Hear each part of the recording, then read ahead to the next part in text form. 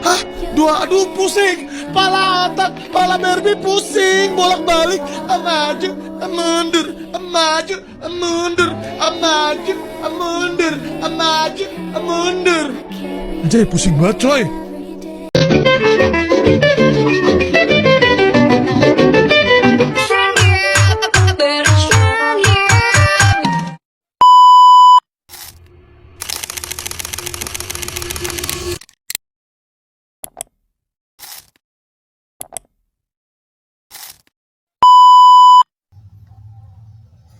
Nah, jadi di sini yang pertama saya akan menjelaskan mengenai TIK.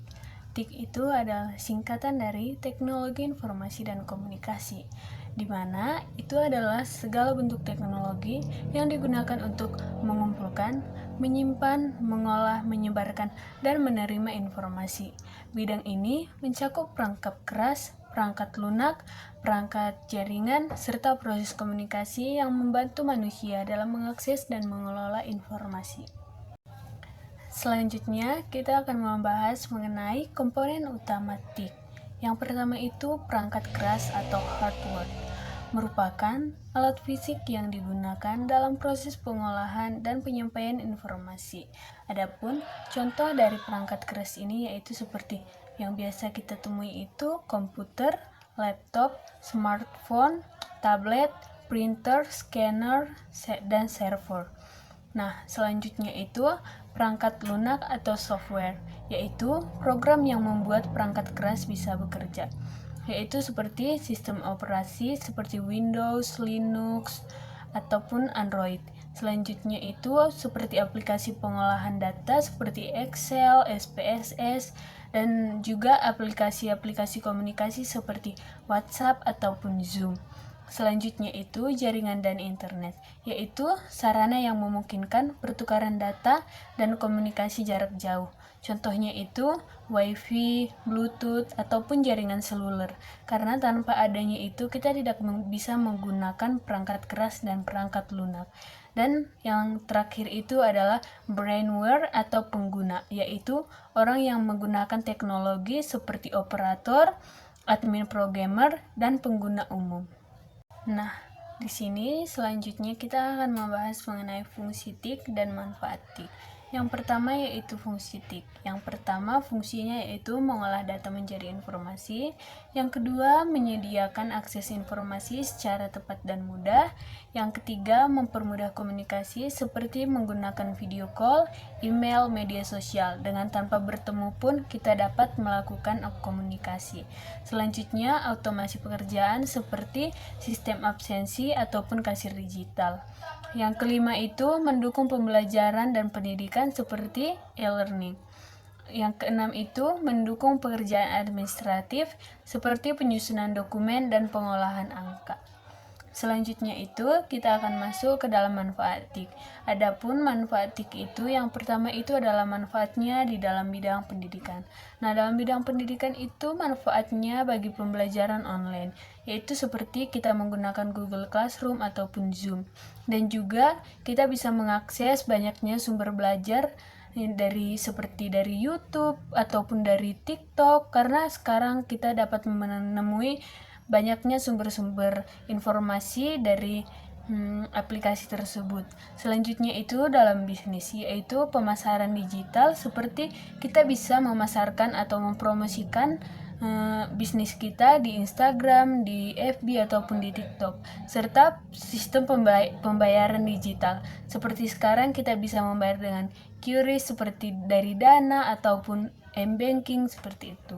Selanjutnya itu dalam pemerintahan. Dalam pemerintahan itu untuk sekarang itu sudah ada seperti layanan publik online. Seperti kalau kita ingin membuat KTP itu kita sudah tidak harus pergi ke kantornya untuk membuatnya. Dan begitu juga untuk pajak online. Kita bisa membayar pajak secara online tanpa kita harus pergi ke kantor pajak. Selanjutnya itu manfaatnya dalam kehidupan sehari-hari yaitu seperti hiburan digital ataupun navigasi. Navigasi itu seperti Google Maps, yaitu yang bisa mempermudah kita mengakses lokasi atau tempat-tempat yang ingin kita kunjungi, yang kita tidak mengetahui lokasi atau rutenya, kita bisa menggunakan aplikasi tersebut. Nah, selanjutnya kita akan masuk ke dalam pembahasan ataupun topik utama kita, yaitu teknologi informasi dalam pembelajaran. Nah, adapun teknologi informasi dan komunikasi dalam pembelajaran yaitu segala pemanfaatan teknologi seperti internet, jaringan, aplikasi, dan lain-lain untuk mendukung proses belajar mengajar agar berlangsung secara efektif, efisien, dan mudah diakses.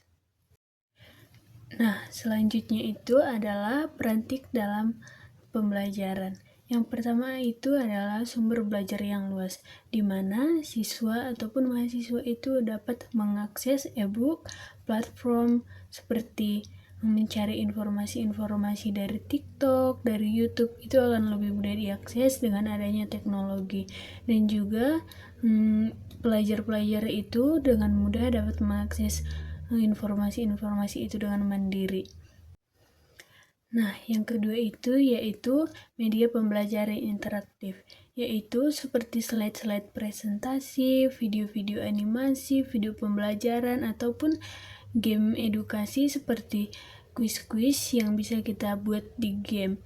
Nah, itu akan membuat pembelajaran lebih menarik dan pelajar-pelajar itu lebih tertarik untuk belajar ataupun untuk memahami apa yang kita sampaikan. Nah, yang ketiga itu adalah mempermudah komunikasi, di mana walaupun guru dan siswa itu tidak dapat dengan langsung bertatap muka ataupun hadir di tempat, mereka tetap dapat melakukan pembelajaran itu secara daring, yaitu dengan cara melalui WhatsApp, melalui Google Classroom, melalui email, ataupun LMS.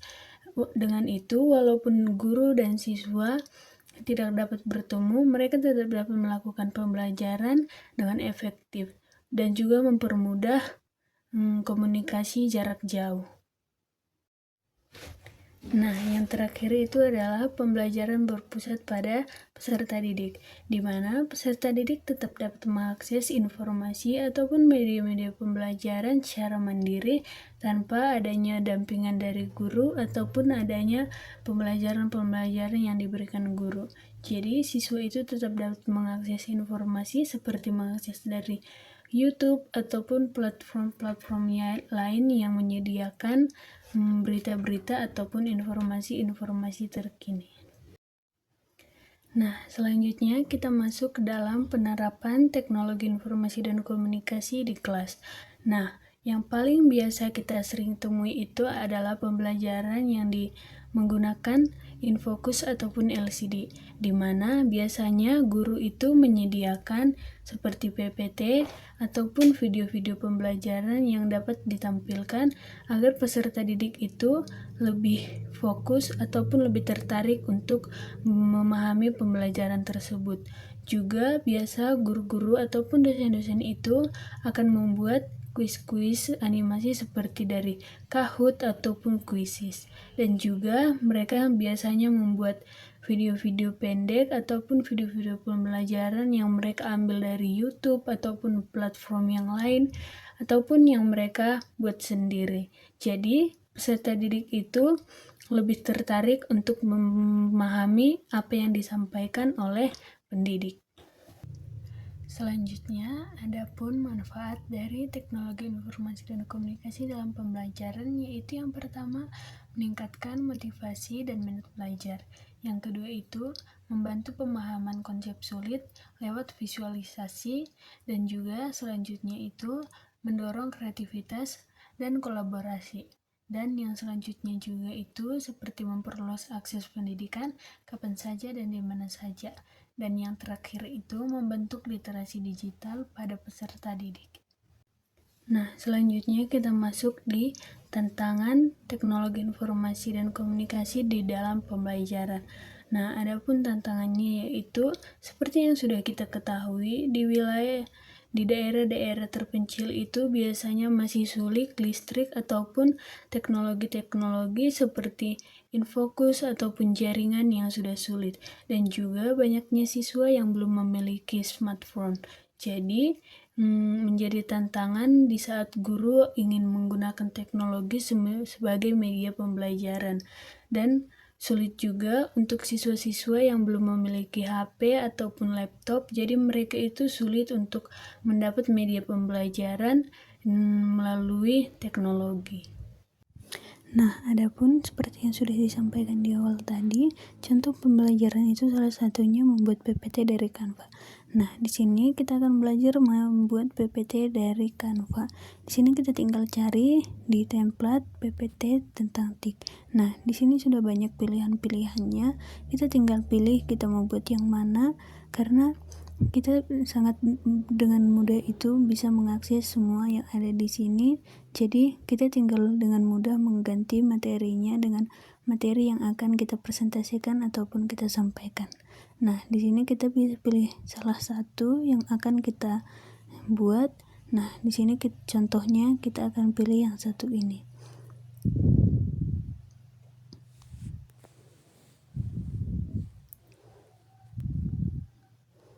Nah, di sini sudah ditampilkan. Di sini kita tinggal mengganti-ganti isi dari PPT ini, ataupun kalau kita merasa ini kurang menarik, kita dapat menambahkan elemen-elemen di PPT ini. Namun di situ kita akan masuk cara membuat ataupun menggantinya. Nah, di sini kita boleh lihat di sini sudah lengkap untuk perkenalannya, untuk nama-nama anggotanya, untuk isinya, tentang inti dari pembelajarannya ataupun pembahasannya. Contohnya seperti di sini tugas presentasi. Nah, kita tinggal ganti materi yang ada di situ. Kita tinggal klik itu yang di teks yang ada di situ dan kita ganti. Contohnya di sini kita akan membahas tentang masalah pembelajaran teknologi informasi dan komunikasi bagi pelajar.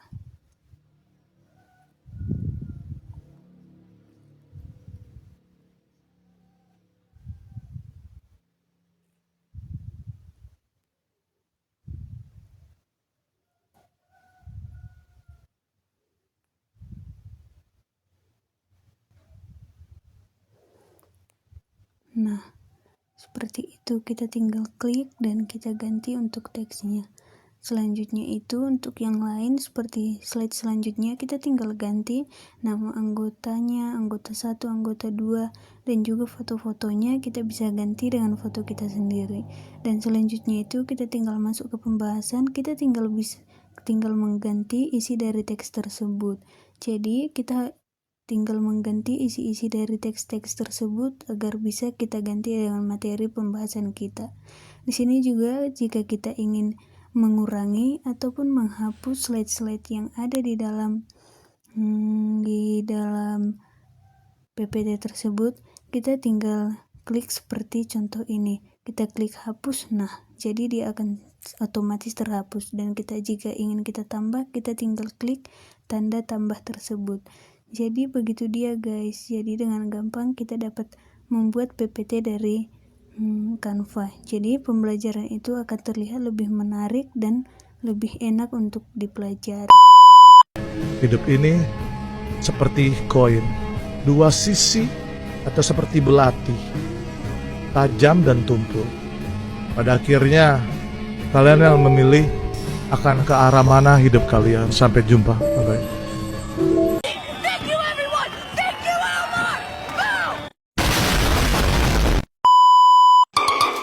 Boom.